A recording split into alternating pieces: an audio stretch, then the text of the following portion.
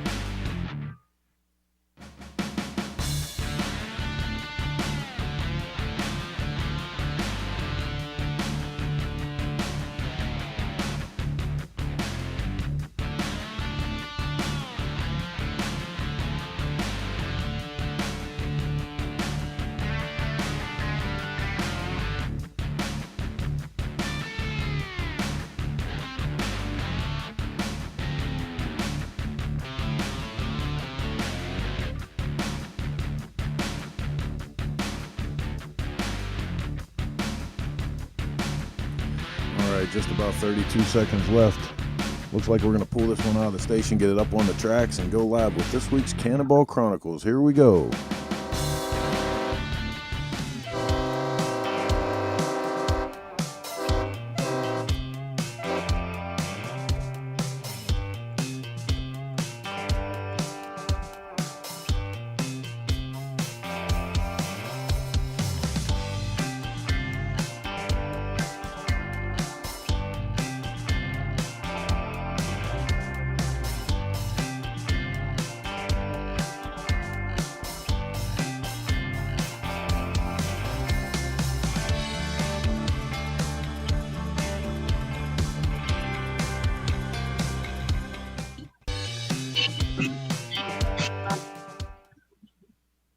Well, hey there. Can you believe it's another Wednesday? What does that mean?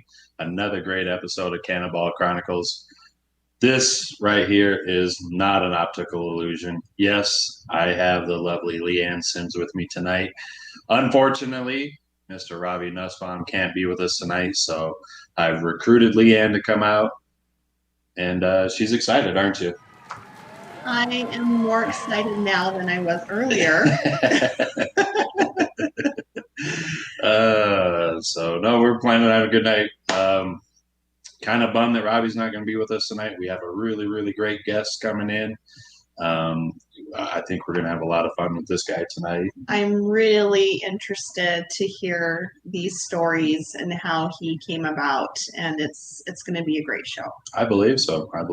So anyway, we've been kind of busy the last few days, working on some cannonball stuff and some cross-country chase stuff. We just got back off of a road trip yesterday where we maybe or may not have been on some of the cross-country chase locations. The people that follow me on social media, you may see a little bit of a sneak peek on my Instagram stories. You shouldn't tell them that. We put on the event. We can do anything we want. All right. Surprise. But it may or may not be on there. So, and you may want to pay attention because it may be on the test. Ooh. Throwing a little curveball in there, aren't we? Yeah. So yeah, we were out there. We made a quick little road trip out there. One of the things, I know we get a lot of questions daily, a lot of emails, texts asking us, hey, when are we going to learn more about the cross-country chase? Hey, we're working on it. We're really working on it pretty diligently. We had it all completely done.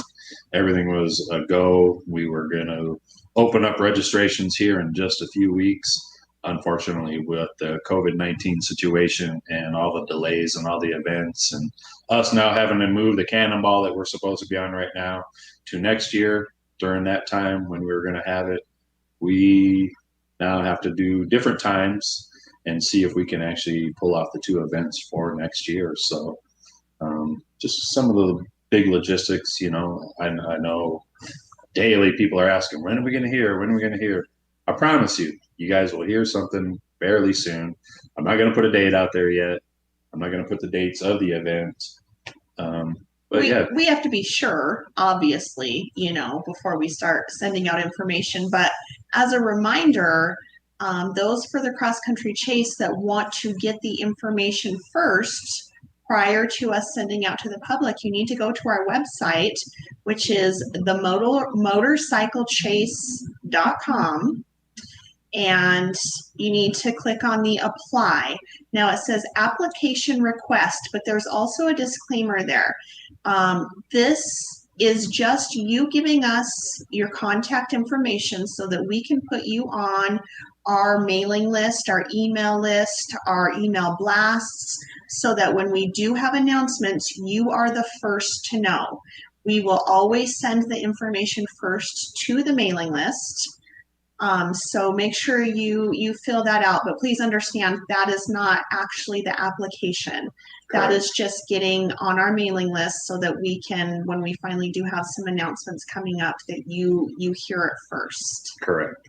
And the people that are on that list, when we do open up registration, it gets sent to them before it's even out in the general public.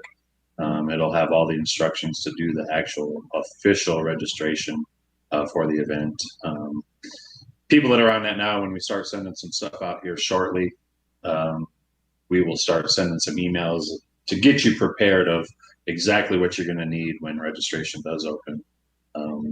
There's a huge interest in this event, and it's going to fill out quick. So you're going to want to stay on top of everything and make sure you have everything ready to go when we do announce that and do open up the registration. I mean, we're just not going to put it out there. We're going to give you guys some notice and all that kind of stuff. Right.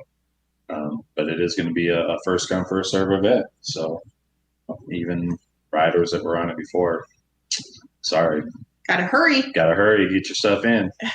Just another challenge added to it. I love that. Same way about the Motorcycle Cannonball. So, unfortunately, as of right now, we would have been in Myrtle Beach, South Carolina. Anyway, Myrtle Beach is Myrtle Beach. Everybody knows Myrtle Beach. So we would have been there today. With the Hurricane Sally, I mean, it really looks like, even though, yes, we did have to postpone everything, that, we may be kind of dodging a bullet that we're not having the event right now because the hurricane's hitting all those areas right now. And it would make for, kind of a logistics nightmare for us and the riders and cause some safety issues and all that kind of stuff. So, we just really been kind of watching what's going on down there. Good thing for maybe the riders to even look at what the weather is doing right now and the patterns and stuff like that. And it might be able to help you get prepared for next year. I think we'll see almost probably the same exact kind of weather it's that they're experiencing right now. Very likely. So on that note, we are going to be opening up some registrations for next year's Cannonball, the 2021 Cannonball. Basically, all the riders now that were supposed to compete in this year's event are being moved to next year's event, but we are going to have a few spots open. So we want to make sure that if you're listening and you're watching, to make sure you go to the Motorcycle Cannonball website, go to the rider submission form, make sure that you are on the waiting list. If this is an event that you want to do and be a part of,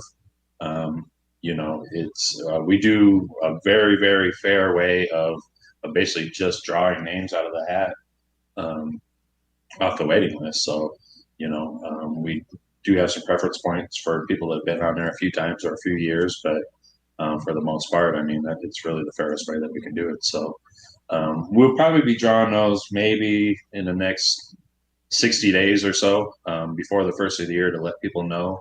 So if you have any interest and you want to be on the event, get your name in the hat, and hopefully you'll be lucky in the lottery of the names that we're going to draw for that. So I do have a list of waiting list names, that have started back from 2018.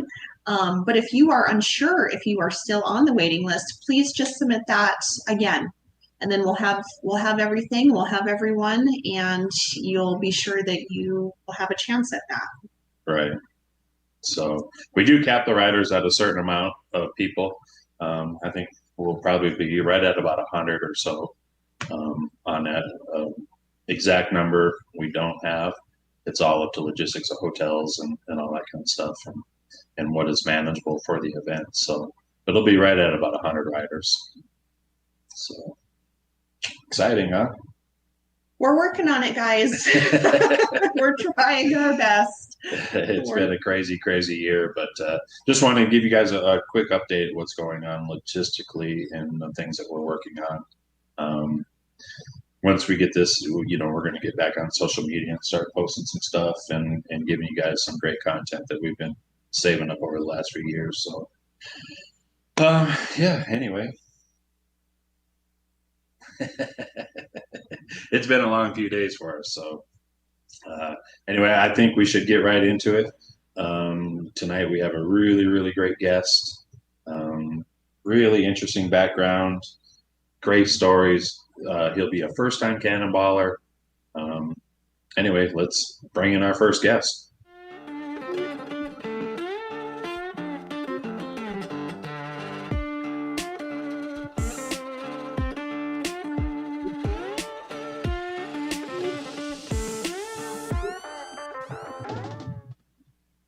Hey there, Keith. How's it going?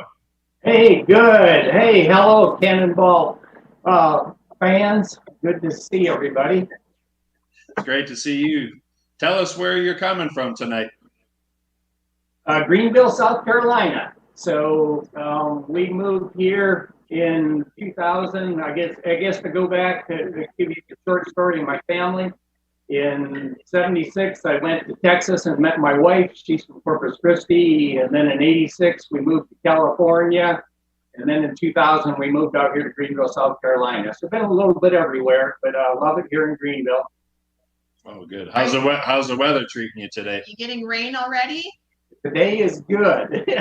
Today is good. It's coming at us. So Right.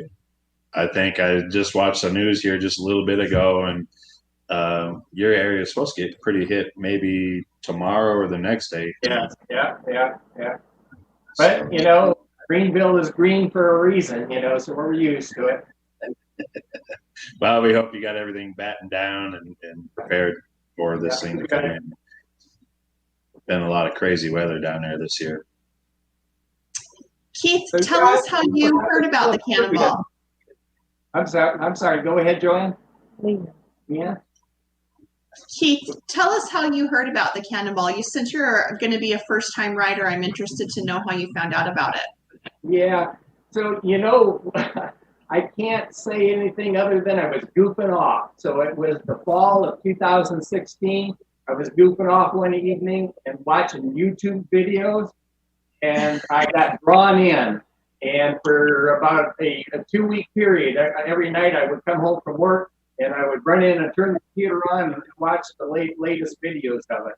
And so 2016 was kind of an interesting year for me. In the spring of 2016, I had been working on a 4-cylinder land speed bike, and I wanted to go 200 miles an hour. And in the spring of 2016 at the Deville, Texas Mile. So this was a inactive runway, 2 miles long. So you had a mile to the timing lights, and then you had a second mile to put the brakes on.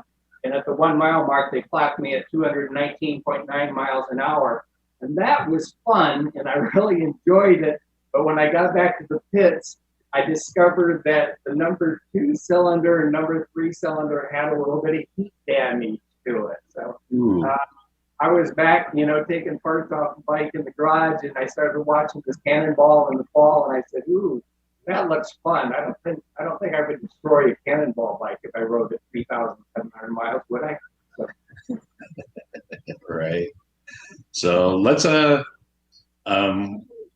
talk a little bit about how you acquired your motorcycle, where you got it from. Oh, so it's a 1923 JD. And so, as I said, I watched the Cannonball in 2016, and me and my wife started shopping for a bike.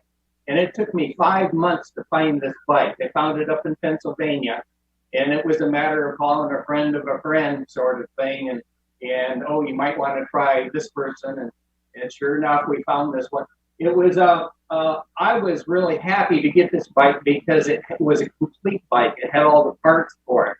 I'd heard stories, you know, we're real close to Wheels Through Time, and I'd spent some time talking to Matt Wachsler up there. Excellent resource. And I had a lot of other friends. And I just was afraid of building a bike from parts. I didn't know anything about buying parts that were 90 years old that you could really get. And so I was happy to get this bike. It's lived a life over the last couple of years, though. So I've done some changes to it, and we're going to be talking about those changes here in a bit. Funny story, though, to start off with is that I've overhauled the engine and put JT jugs on it, and I've replaced the wheels and done some other things to it. But in prep for this year's Cannonball, I started riding it on a regular basis. And so I would take off on a Saturday morning, and I'd get about 30 minutes out, and I'd blow a fuse. You know, something would happen. And so I called my wife up, and this happened a half a dozen times. The last time she pulls up and she gets out of the pickup truck and she comes walking back, and she says, "So, what's temperamental Judy not doing today? So anyway, my bike has a name, and her name is Temperamental Judy. And she is temperamental. So what kind of temperaments was she having? I mean, what kind of trials are you going through with that thing? The latest one was the we dropped a valve guide, and so as I said, we got jugs from JD Jugs from Stewart in Australia, and really liked the quality of those jugs. When I first got the bike and I started riding it, it was running great, but then it lost compression, and I knew I had to do something, and I heard about the reliability of the JD Jugs, and so I ordered those. So we dropped the valve guide, and the exhaust valve wasn't sealing right. And I'm working with Tommy Sloan Racing, and Tommy Sloan has expertise with Top Fuel drag racing, and as a matter of fact, he makes cylinders for Top Fuel bikes. But anyway, he has done a lot of the engine work on this for me, and we tore the bike down and called up John Newman and a few other friends and learned that we should put a set screw to hold the valve guide in. So we were putting the bike back together, and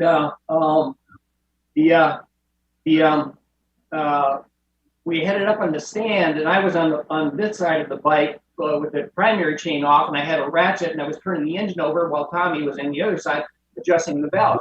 Everything was fine. It was wonderful. And I know the engine was turning over because I was turning it over. We got the bike all together, got it down on the floor, and put gas and oil in it, and went to kickstart it. And when we went to kickstart it, it went around half a turn and it stopped. And it wouldn't turn any. So we put the bike in gear and we turned the rear wheel, and it went around a turn and it stopped. And you can hear a bang inside of the engine. And thought, what the heck is going on here? So we put it back up on the stand and we started tearing it down. We wound up that day tearing the bike, split the engine, taking the engine completely out and completely opening up the cases on it.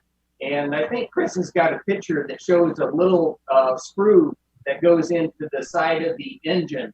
That particular screw. Now, I'm not the original owner of this bike. I know that's kind of surprising, but in 1923, I was not the person who went into the Harley shop and said, I'll take that green one right there. And but somebody in the past didn't have one of those studs. And so they took a bolt and they drilled a hole through the center of the bolt, and they threaded it, and they put a threaded rod on it. Well, when I was putting the primary case on and I put the nut on it and I went to tighten it, instead of just the nut turn and the whole threaded rod turn, and it moved into the crank area, and that's what it was hitting. It was like, it's just a frustration. That cost me a day of my life. It cost Tommy a day of his life. It was just gone, just because of some stupid, silly little thing like that. Right. Now that picture makes a lot of sense now after seeing I was going through the pre-roll of the pictures that were sent over, and I was like, wow, this is artistic. And I thought maybe that's what it was, just some kind of artistic photo. But now it makes sense of it's a story. Every picture's a story. It's always something like that on one of these old machines. You just the stuff that people did with them over the years and the practices that he used, to fix stuff. Sometimes it wasn't always right. They just did what they had to do at the time.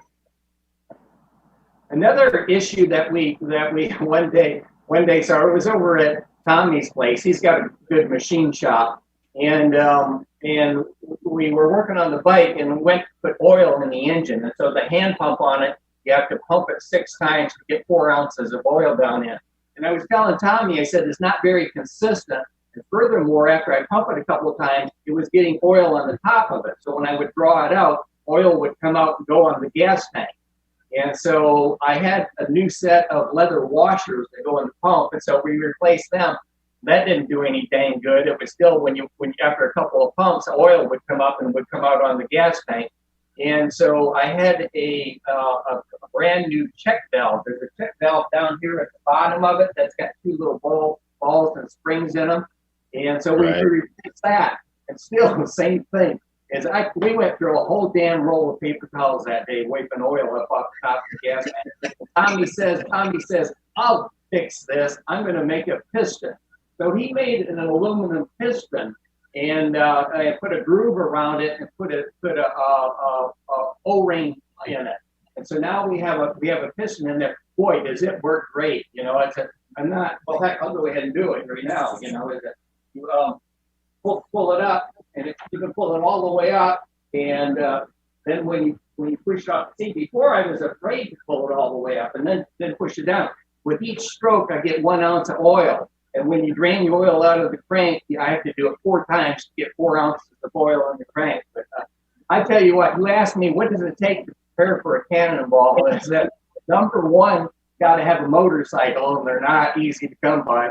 Number two, right. You got to have access to a machine shop, or at least have a friend, and I've been blessed to have Tom as a friend.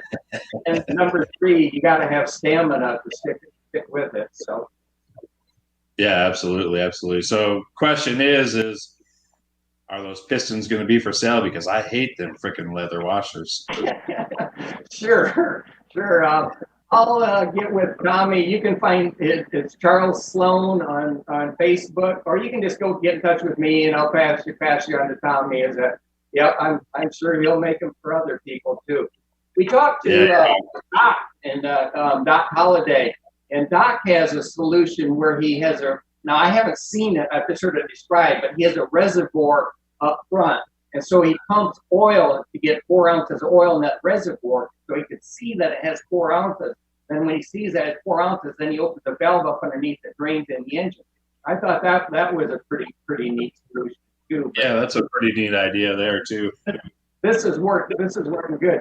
You know, you talk to other cannonballers, and you see all kinds of creative solutions. I was amazed last week to watch John and the work he did putting a disc brake on the back of JD. That was quite a feat.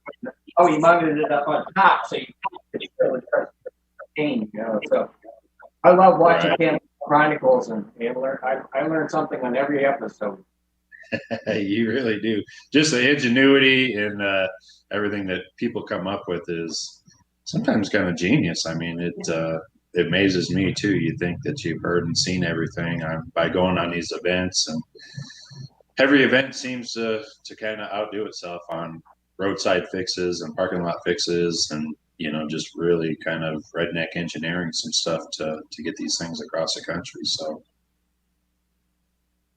One of the things that when I was going through the picture, and Chris, if you can bring up picture number 2, I noticed something that I have never seen on one of these motorcycles, and I want to see if you can tell me what this little apparatus on the left is on the side of the road map. Oh yeah, that's an oxygen sensor.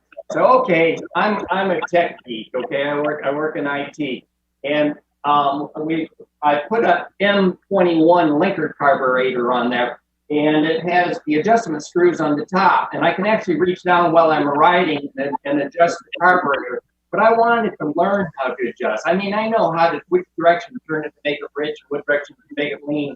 I know when I go up in elevation that I'm going to have less air, therefore I have to have less gas. But I didn't know you turn it, a quarter of a turn or half a turn or 3 turns, So I put an oxygen sensor on the bike so that I could learn how to adjust the bike. And I also wanted to learn, too, what is it like to ride the bike when it's rich, and what is it like to ride the bike when it was lean. And I had it on there one day, and I had ridden about an hour or so. And at the time, I had tuned it to be a little on the rich side, and I was on a wide open road. I was going, 45 or 50 miles an hour. And temperamental Judy, all of a sudden, kaboom, there was the loudest backfire I'd ever heard. And then the bike just died. And so I left it in gear while it was going down. I could hear it was still mechanically sound. Well, anyway, I later on learned that it had blown a fuse. And in particular, I had a wire that I hooked up for the brake light. 1923, these bikes didn't have brake lights on them. And so I hooked up a brake switch down by the brake rod, which was close to the muffler, and it got hot and it melted the wire and shorted out, and it blew the fuse. And now I was running rich at the time, and I was curious about the backfire. Well, this is the pieces that are left of the muffler.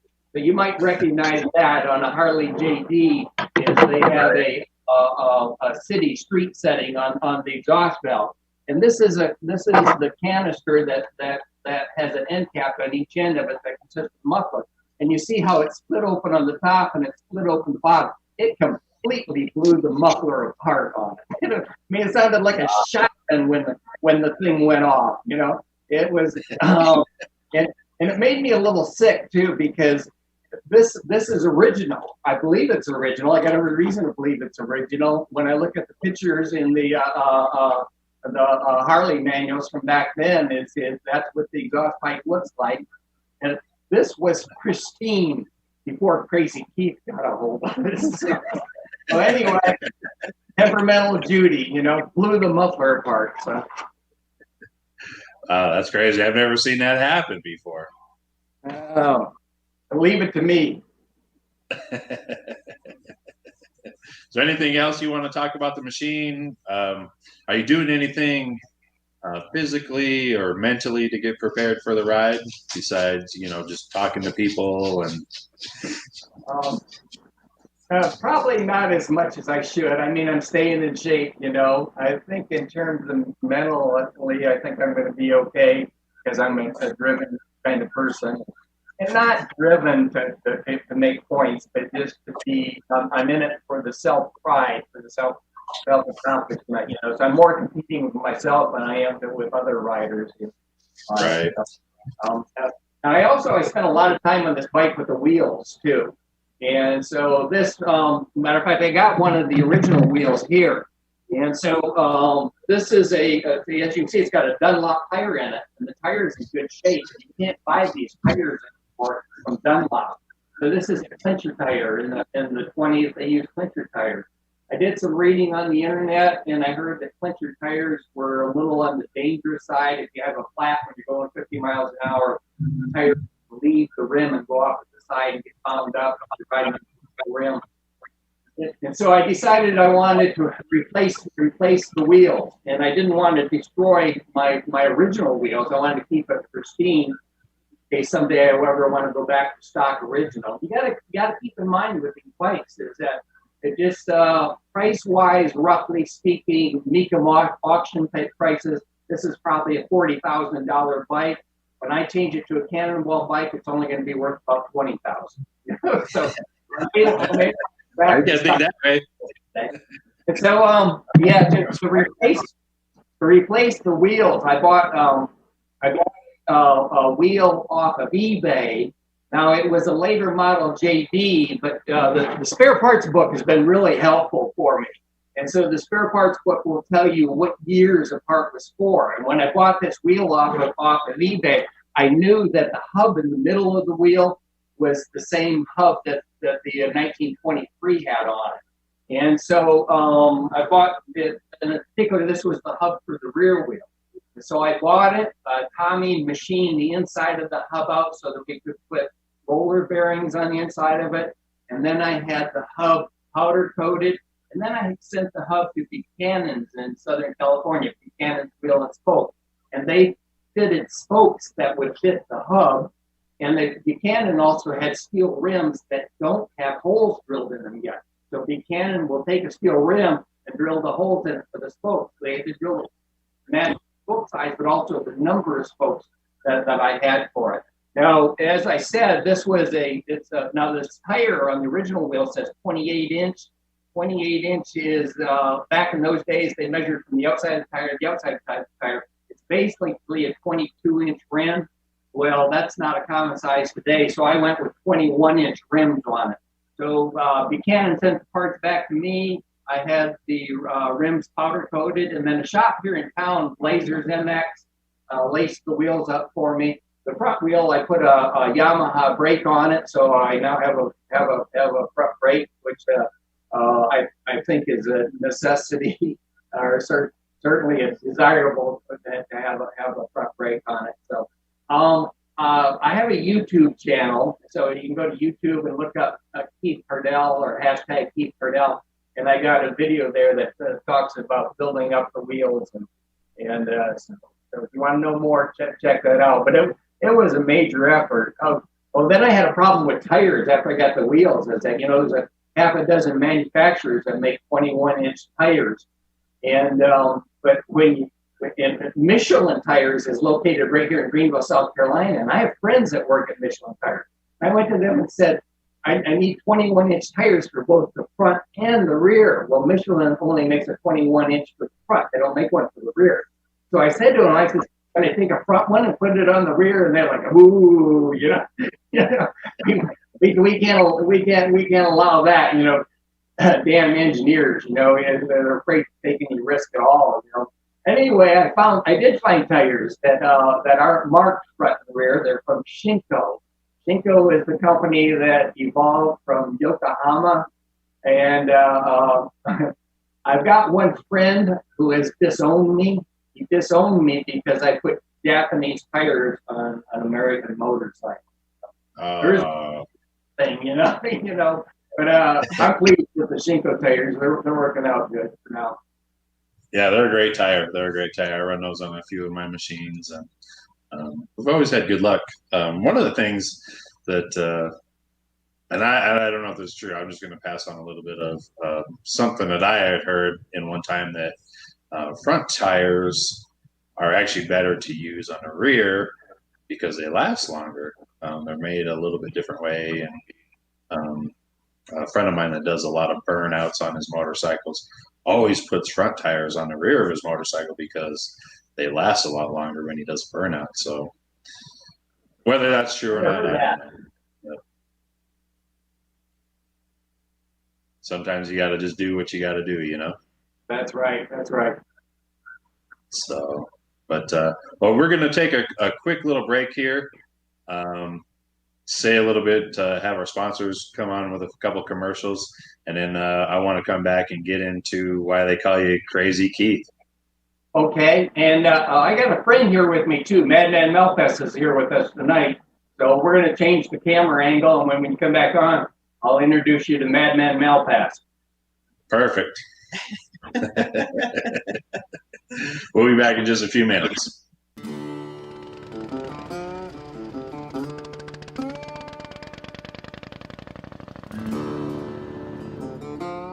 One of the things I want to show you today is our new improved engine puller. We put heim joints in the hand to allow rotation of the engine, which makes it easier to get it in and out of the frame. And over here we have what's called the posi lock, which allows this to be locked in place and the engine can't swing from side to side.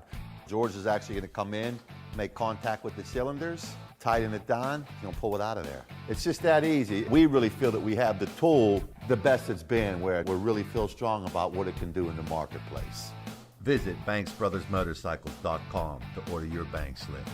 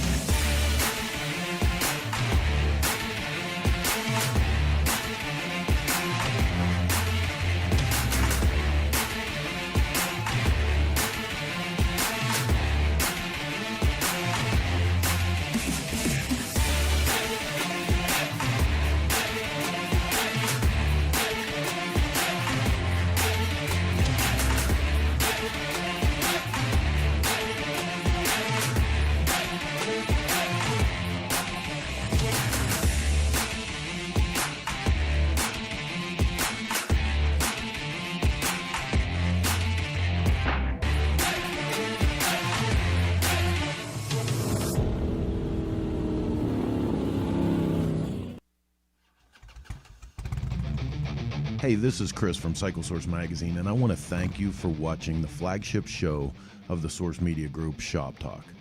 We go live with Shop Talk every Sunday at 9 p.m. Eastern Standard Time, but it's only one of the many programs we offer from Source Media. In addition to that, Wednesday nights we have Cannonball Chronicles that looks into the life and times of Cannonball racers as they prepare for this year's Motorcycle Cannonball. Thursday night, we have Bike Night Live that dives into the culture of bike night, the food, the bikes, and the fun of hanging out with friends, and we even have some live entertainment. Sunday morning, Cyber Swap kicks off, where we have a sort of home shopping network approach to motorcycle swap meets, and we bring guys on that have parts to sell live right there. All of this in addition to our staple programs, which are Grease and Gears TV, live on the street from the events and rallies, Grease and Gears Garage, and Grease and Gears Garage Roadshow. We look forward to bringing more of this type of programming to you from the home of Two Wheel Entertainment, the Source Media Group.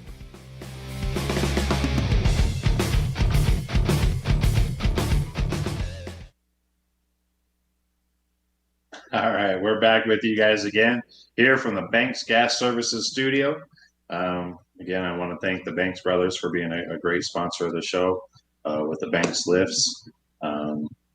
Can't say enough good things about that thing. You love those. I love it. I do. I do. I like to just push it around the shop, lift stuff up and down. I mean, I'm like a freaking kindergartner. I'm laughing because it's true. But you got to get on our website, check out the Banks lift. Great product. Can't say. They've actually got some new stuff in the works too that'll be coming out. So yeah. Anyway, let's get back to our guest. I want to figure out why they call this guy Crazy Keith. Keith, you back? I'm back. And I want to introduce you to Madman. Madman is here. Madman is actually skiing on steel shoes right now. He's practicing. He needs a lot of practice because he crashes a lot. But anyway, so the short version of a long story is that a long time ago in a land far away, particularly Michigan, back in the 70s, there was this guy, Richard Melpass, who became a stuntman. He became Madman Melpass. And Richard also went to college. He's got his bachelor's degree in physics. And in 1981, he got his MBA from the University of Houston. And in 1981, Madman disappeared from the scene. And another year later, this new guy showed up on the scene, Crazy Keith Kardell, riding a brand new Kawasaki. And Crazy Keith was doing a lot of the same stunts as Madman.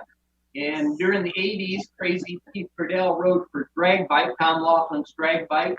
Tom Laughlin would rent drag strips, and Crazy Keith would do stunt shows, and everywhere from Portland, Oregon, down to Gainesville, Florida, across the United States. And had a lot of fun working with Drag Bike, the organization. In 1986, now I want to mention too that this bike I'm sitting on here is a Harley Sportster. This isn't Madman's bike. This is Keith's bike. Madman rides Triumphs, and it's over here, but you can't turn to it. But the shop is too congested with too many motorcycles. We were going to try to show it. I tell you what, on Facebook, you can look for Madman Melpass, and you can see pictures of Madman from the 70s. Right? Yeah, there's a picture right there doing Madman skiing behind the bike. And there's a picture of Madman hanging off to the side of the bike. There might be a date on it. And yeah, okay, Madman was good at wheelies too, So, but Crazy Keith during the mid '80s on his Kawasaki developed the backflip, and in '86 Harley Davidson came up with the Evo Sportster, and I really wanted a Evo Sportster. I was really intrigued by them, and after riding Triumphs in the '70s. And I don't know. I just thought they were great wheeling machines. So in 1988, I walked into Bartell's Harley Davidson in Culver City, and I introduced myself to Bill Bartell. And Bill put me on a Harley Sportster, and I began doing shows. In 1989, I hooked up with NHRA. 1989 to 1996. I performed at 37 NHRA national events. Also during the 90s, developed a stunt that uses a bungee rope. Man, you can do some fun stuff with bungee ropes. I have a Cannonball entry video, and it's on YouTube, so go look for Keith Kardell on YouTube, look for the channel. And in the entry video, Madman and Keith Kardell are talking, and it has some early videos from Madman on his Triumph all the way up to the late Kardell. And so, Chris, I think you've got a video of Steel Shoes. Is now a good time to show that? Yeah, sure. Here we go. Here we go. Watch this. Whoa, So I have Steel Shoes on my feet, locking the throttle at about 50 or 60 miles an hour. That's insane.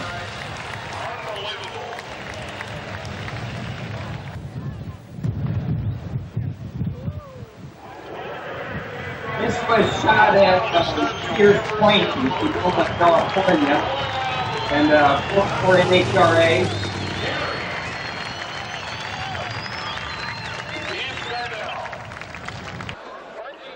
Okay. So I got the bungee rope attached to the back of the bike, and I'm going to crawl off and grab the end of the bungee rope. It's like in a parachute bag, because I grab the end that it unravels and comes out. How fast are you going right there? Probably 60 miles an hour. Whoa. Can't go slow because the bike is unstable at slower speed. It was typical for me to have some wobble going back up, and you notice I'm swinging like a pendulum, but I reeled the bike in and crawled back on. And that's a fun stunt to perform. I tell you what, that's a blast. So, How do you even come up with the idea for that? well, you know what?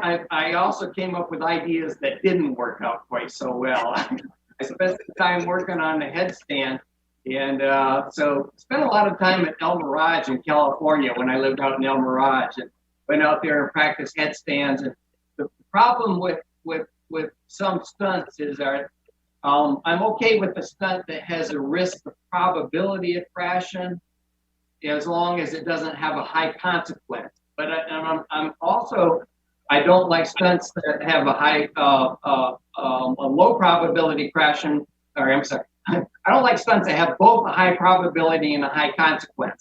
And when I was working on the headstand, I felt like doing the stand and it was compromising the steering of the motorcycle, so I was all over the place, which is okay when you're at El Mirage, but going down a drag strip, that wouldn't be okay. And if I did have a mishap, then it would probably result in head or neck injuries, and so that one didn't play out. But the bungee skiing, I think, is relatively safe, because if I fall, I'm going to fall clear of the bike, and it's fun to do. Yeah, tell you what, Jason, we'll put the Steel Shoes on you sometime, and I'll drive the bike, and you can just try getting back there and bouncing. It's a blast. I've done some crazy stuff like that before. I may have done it before. And you too. Well, everybody can do it. That's insane. I just always want to know, like, what were you thinking when you try to come up with this stuff? Like, I'm just gonna throw a bungee cord on this thing, and I mean, that's great. Yeah, that was in the video. That was a 7-foot bungee cord, and it has a 3-to-1 stretch factor, which means I probably got 21 feet away from the bike. And you can feel it when it comes to the end. It turns into a solid rope when it hits the end of it. So, how many times did Bartels have to give you a new Sportster because that thing just took off and crashed into the wall trying to learn that trick? They were good about it. Yeah, they were good about it. Yeah, so they worked with me. So statistically, is I had a higher success rate than most racers have. The racers don't always win every race they go to, and so yeah, you know what? I'm gonna have to figure out what the odds are of me crashing. Is that over the 6 years with NHRA, I think I had 4 mishaps with them. But it's difficult, it's complicated to do, and it's risky, and the audience likes it, and NHRA likes it if you manage the risk, and you do everything possible to minimize. We just had somebody chime in on Facebook here, and it's from Paul Hart Fruitcakes. It says the coolest thing that I thought Keith did was backward burnouts and backward drag racing. Hard to imagine reversing your clutch, and something about going 116 miles an hour. Tell us about that. Yeah, that was always a favorite. Now on the beginning of Cannonball Chronicles, there was another video of racing backwards, and I like that shot. The deal with racing backwards is, I mean, it's of course you have to look over your shoulder at the timing lights to watch it when it turns green to launch from the line. But the to go through the gears, your right foot, which is on the left foot peg, has to well, I guess I can't show it to you because I don't have a low camera angle. But your right foot has to go in front of the shift lever to pull up on the shift lever. So you're holding on with your left foot and your two hands on the handlebars, of course, as you're banging through the gears. And I always look back at the back of the track to keep the bike in the center of the track, and I wait for the timing lights to go by. And when I see the timing lights go by, then I can go ahead and shut her down. You notice I'm bent over there. That's a great picture right there. I'm bent over so that I can cut the air better. But you see how my right foot is in front of the shift lever to pull up on the gears on it. So yeah, that was always a crowd favorite everywhere I went, and I enjoyed doing it. What was that? Was that a drunken night of dares? I bet you can't ride your motorcycle backwards. You know what? I learned how to ride a bicycle backwards, and it was easier on a motorcycle. You don't have to pedal. Yeah, true. I'm kind of wondering, and maybe you don't want to tell us, but I'm curious where Keith Kardell came from. Like, how did you come up with that specific name? Crazy. He's Keith. He's Kardell. He's crazy. Sounds like something a marketing group would come up with, huh? So, yeah. Oh. Yeah. You know, the name Madman Malpass I was given, and yet I wasn't really ever happy with being called a madman. I was at a drag strip one time, and I heard the announcer say, "See what happens when you open up a drag strip right next to a mental institution." I thought, that's not right, No. And, I wanted to have a good prefix, and I think crazy has turned out to be a really good one. I talk to a lot of people, and you ask them to self-describe themselves, and a lot of people describe themselves as being a little bit crazy. In our society today, it's a good trait to be a little crazy. Because I'm a little bit crazy sometimes some of the other people. Is this something we're gonna have to worry about in the Cannonball? Or are we gonna have a crazy Keith or crazy Cannonball Keith Kardell? Yeah.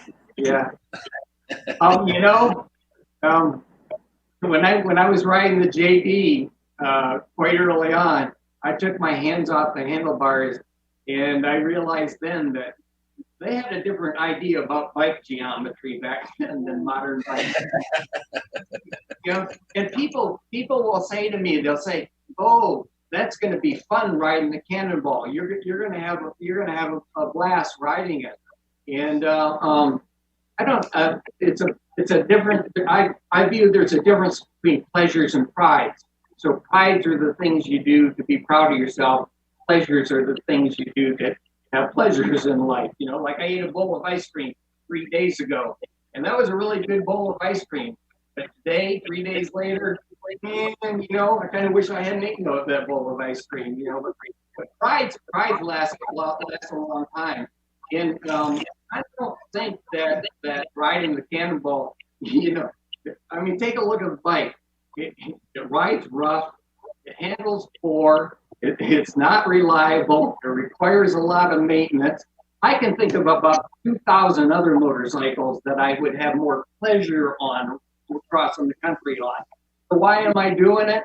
It's because I like to be be proud of myself. We all like to be proud of ourselves, every one of us. And as I talk to people, I always like to seek out what makes them proud. Absolutely.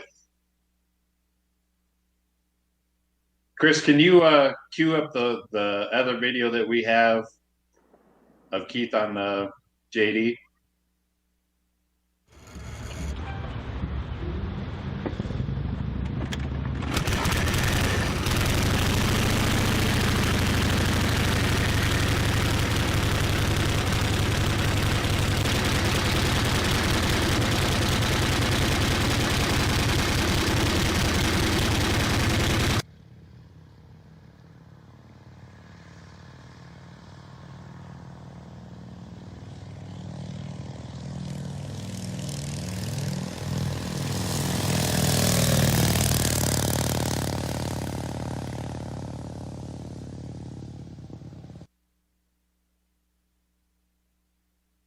I was so expecting a backflip over the back of that JD with a steel shoe. That is a fun bike to ride, though. It's fun. It's fun to ride on short trips. So I don't know about riding at 250 miles in one day, but I'm going to learn and I'm going to do it. Well, I could tell. I mean, in the very first 5 seconds of that video, you can tell by the expression on your face that I mean, that bike is a sweetheart, you know. I mean, and that's what you get from riding these old bikes. I mean, it's that smile on your face after you kick that thing and it comes alive. The joy and excitement that those things bring. You don't get that from a push start bike for sure. And I see it on everybody's face on these old machines that you know, just the shit-eating grin that you have on your face. Sorry. But This is a family show. So how about somebody's asking about land speed record?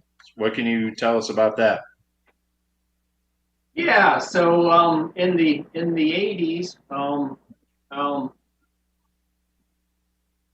I was riding, you know, performing with drag bike, Tom Lawton's drag bike. There was a guy who was the tech inspector. Jack Dolan was his name. And Jack Dolan owns the motorcycle that was used in the movie Top Gun. That's a little sidebar there. But anyway, Jack told me, he says, you ought to come out to El Mirage someday, Keith. We're having a lot of fun out at El Mirage. And we were living in California at the time, and just right on the other side of the San Bernardino Mountains. So I started going up there and I fell in love with it. And so I went back down to Bartell's Harley Davidson, and Dave Rivera is the mechanic in the shop, and him and I became friends. And we went to Bill Bartell's and said we wanted to build a land speed bike, and Bill gave us an old Sportster out of what they had up in the attic. And there's a great picture of it right there. And we took it El Mirage several times. Okay, yeah. So anyway, we took it to El Mirage several times. We took it to Bonneville 5 times and set a couple of records with it. The record I'm most proud of is at Bonneville, in 1996, I think it was, in the 100 cubic inch gas class, we went 162.807, 162.807. So. Wow. Wow, that's impressive. And that record stuck for 3 years. You know, I've had other records. I had a record one time that I left on Friday morning, left Bonneville on Friday morning, and found out that after I got an hour down the road that somebody else broke the record. Got back home, told all my friends I had a record, and then found out 2 weeks later that I didn't have a record. That's racing now. Yeah, absolutely, absolutely. So, are you retired now from the crazy Kardell, or are you still practicing? Oh, that's a tough question. That's a tough. I keep telling people, I said I'm not retired. It's just been a while since I did my last booking. Okay. I don't want to give up. You know. So yeah. Right. I'm 67 years old now, and my bones are still good, and my joints are still good. Yeah, and it doesn't bother me that I don't do stunt riding anymore because I've got things in front of me, such as Motorcycle Cannonball. I'm really looking forward to the Cannonball, the camaraderie and the challenge and overcoming the risk and making progress. So, yeah, maybe someday I'll go flip off the bike again. Heck, let's go Madman out of the way here, and I'll do one right now here in the shop. Oh, there we go. Well, it's been really great to get to know you. I'm super excited to actually get to meet you in person and kind of see what you really bring to the race. I think you're going to be a great addition. Very, very likable person. And, I'd love to have you back on the show and talk more about this here in the future and some of your record-breaking attempts and some more about the stunt history and really just kind of really get into it when we have a little bit more time. Yeah, so my one of my key goals with the Cannonball is to be a blessing to everyone I meet. It is anything I can do to be a blessing to other people. I want to do it. Yeah, thank you, Jim. Thank you, LeeAnn. This is an excellent program that you got here going. Anything I can do to help you guys out, let me know. We appreciate that. So what can you tell? Do you have some sites out there that people can follow you where they can stay up on everything crazy that you're doing? Yeah, so on Facebook, you can search for #KeithKardell. And on YouTube, you can search for the channel #KeithKardell. I do have an Instagram, but I haven't put many photos on it. What you're going to see on Instagram is as I start writing more, particularly on the 2 weeks of Cannonball, I'll be posting pictures on a daily basis on Instagram. Okay, good. We'll put all those links up here on the comments also so that people can just click on them as they're watching the show and be able to follow what you're doing and what you got going on. Like I said, we're super excited to have you with us. Thanks again for coming on our show tonight. We appreciate it. Any last parting words that you want to give to our guests out there that are watching? Just be safe and look forward to meeting each and every one of you. Excellent. Thanks again, Keith. Great show. I want to just kind of, let's thank our sponsors. Again, Banks Gas Service, the Dennis Kirk. We got Legends Motorcycles, Rocky Mountain Motorcycles, Jim's Machine, the Law Tigers. Everybody that watches, everybody that actually tuned in tonight, everybody that shared this feed, all the people that are commenting out there. I know we didn't get to a lot of them tonight, but we appreciate all your comments on everything. Again, thank Chris and Heather at Source Media, Marge for helping us out on the back end, Rob, who couldn't be here tonight. I'm sure he'll be back with us next week. I know he's busy doing his big move of Retro Cycle, and that'll be exciting. And this week, we got a lot of cool stuff planned this week.